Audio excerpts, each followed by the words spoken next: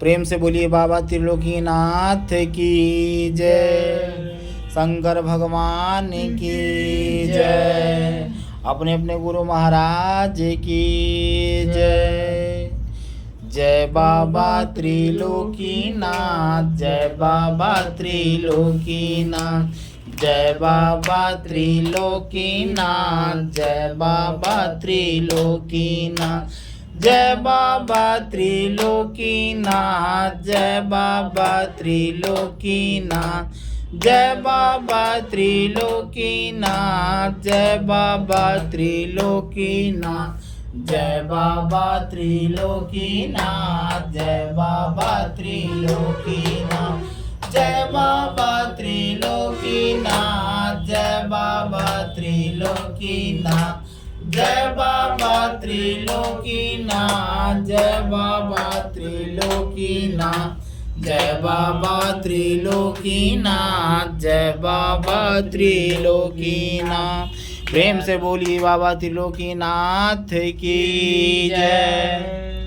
भक्तगण, बड़ी हर्ष की बात है कि हम लोग आज एक नए कथा के साथ एक दूसरे के सामने बैठे हुए हैं। आप श्रवण करने वाले और हम कथा वाचन करने वाले, तो प्रेम से बोलिए बाबा त्रिलोकीनाथ की जय। आंख बंद कीजिए, हाथ को जोड़िए और बाबा त्रिलोकीनाथ के एक नए कथा का श्रवण कीजिए। बाबा त्रिलोकीनाथ के कथाएं तो मिलती नहीं हैं। जो सुनने वाले होते हैं और जो सुनाने वाले होते हैं वे धन्य धान्य से परिपूर्ण तो होते ही हैं, अजर अमर एवं रोगों से मुक्त होकर पूर्ण आयु को प्राप्त करने वाले होते हैं। तो आप भी यदि अच्छे मन से कथाओं का श्रवण करते हैं तो बड़े ही पुण्य के भागी होंगे और रोग दोष आदि से मुक्त होकर शतायु वर्ष प्राप्त करने वाले होंगे। तो नई कथा का नाम है एक घमंडी किसान।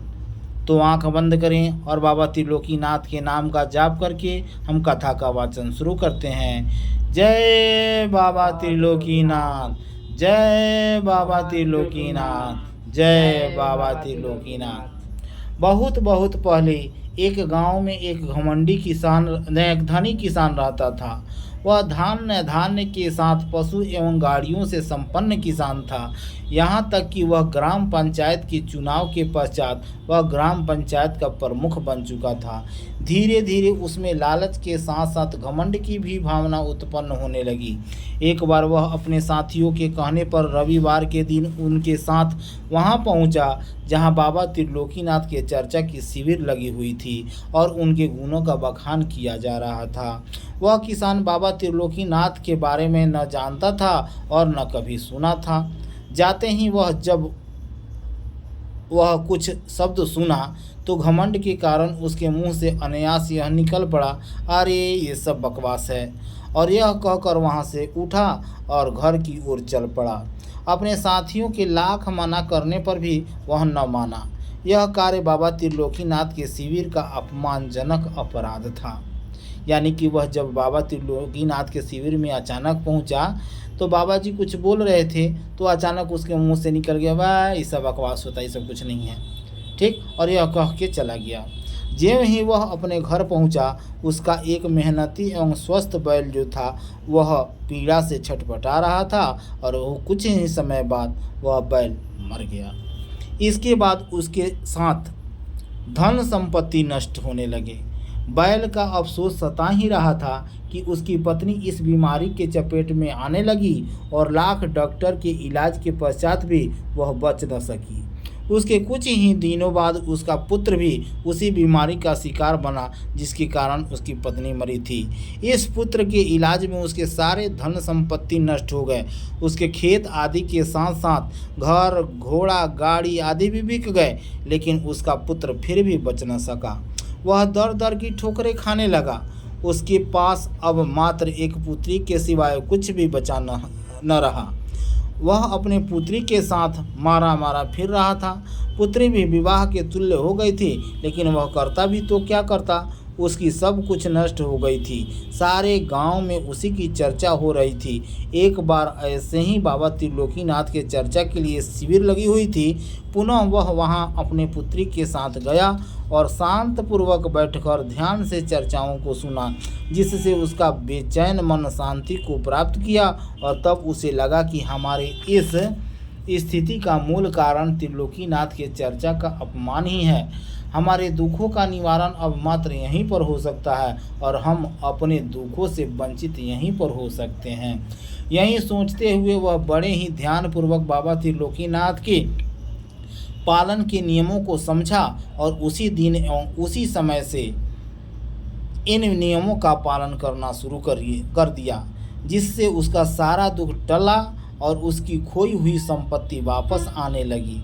उसकी लड़की की भी विवाह हो गई और तब उसके बाद वह धनी एवं महान व्यक्तियों के श्रेणी में गिना जाने लगा। और तब जाकर उसे पूर्ण रूपेण विश्वास हो गया कि यदि हम प्रारंभ में ही बाबा त्रिलोकीनाथ के चर्चा का अपमान नहीं किए रहते तो हमें ये सब दुर्दिन देखने को नहीं मिलते और हम अब तक और महान बन गए होते। तो प्रेम से बोलिए बाबा त्रिलोकीनाथ की जय, शंकर भगवान की जय। कर्पूर गौरम करुणावतारम संसार सारम भुजगेन्द्रहारम सदा वसन्तं हृदयारविन्दे